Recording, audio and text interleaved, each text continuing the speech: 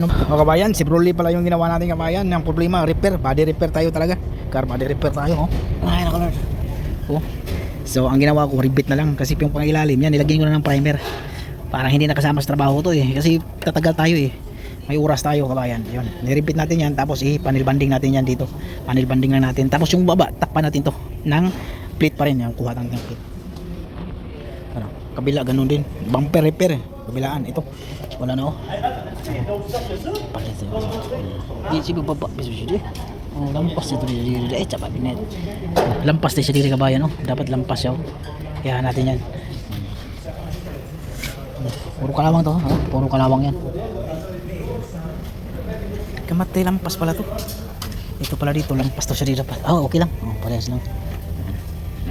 Pero isiting naman natin yung running board dito para pa malaman natin kung okay na. Pag tapos na repair natin yan, o isiting natin para kung maghabol tayo ng panel banding saka fiberglass. Pati sa kabila, oh. Di, kamatay.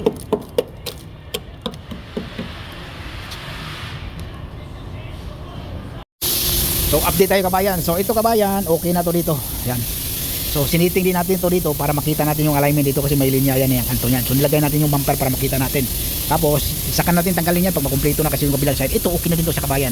Ano, medyo may tama dito kabayan pero hayaan mo na yung kabayan. Okay lang yan. Normal lang yan siya, may pakanto kasi yan eh. Yan okay na yun sa kabayan. Okay na to siya. Ready na to sa kabayan. Yung alignment dito. Yan. So kabilang side hindi pa tapos. Ano. Yan o. So, kaya mo patayin din natin to dito para parehas yung kabila. Ano, ito na lang. So ito na lang yung kasi magpatong tayo. So ganyan ang forma niya kabayan ha. Sinapawan natin yan dito. Tapos kumamit tayo ng rivet lang para mas mabilis. Kasi hindi naman makita yan, may running board. Tapos ganun pa rin yan. Tapos yan, isiting natin yung running board para makita natin yung gap, distansya. So okay na yan. Pati yung kabila, yan o, sarado. Okay? Ganun na kasimple kabayan. Kailangan isiting natin para makita natin. Ito yung problema kabayan. Oh, malaking tama to. Oh. Madami oh. Ito, lubog din to. Painitan to. Tapos maraming iska oh. Ito. I-repair natin to kabayan. Grabe. Ito. Punit-punit na to eh. Ito yung kabila oh. Grabe eh. Sakat net. Ano? Yan malaking tama yan eh. Complete? Complete eh. So napainitan na natin kabayan gamit dito. Ito yung master oh. Maganda to. Heat gun. Heat gun. Grabe init to. Grabe init kabayan. Ito yung heat gun. Master heat gun. So okay na yan. Lilihain na natin to. Ito. Lilihain natin. Pati ito. Lilihain na natin ito sa kabayan oh. Ito liha lang. Ano lang kasimple.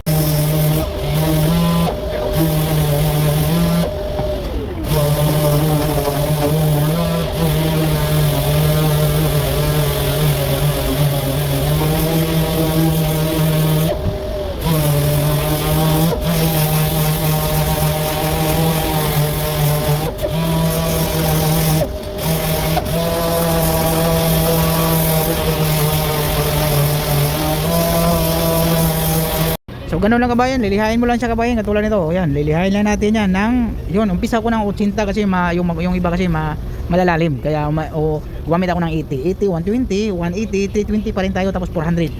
So pa-final tayo ng 400 para sa primer. Kasi pag ganitong plastic kasi medyo matibay yan.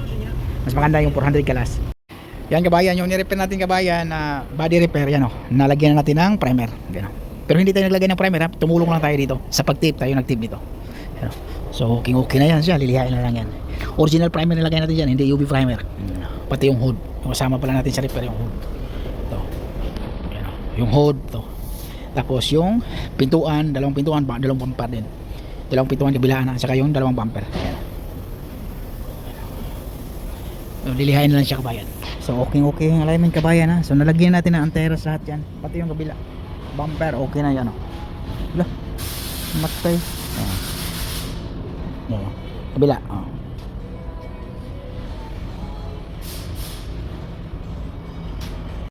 Tingnan mo kabayan oh. Tingnan mo okay yung alignment natin sa pintuan oh. Sa loob, pati sa loob, sa running board oh. Diba? Okay yan, walang paltos yan. Maganda yung pag-repair natin. Tingnan mo, kabila. Tingnan natin yung kabila din para makita nyo oh, diba? Oh, yung linya na yan oh. Diba? Pati loob, titignan natin yung loob. Perfect yan mga bay oh. Yan ang sinasabi ko na perfect.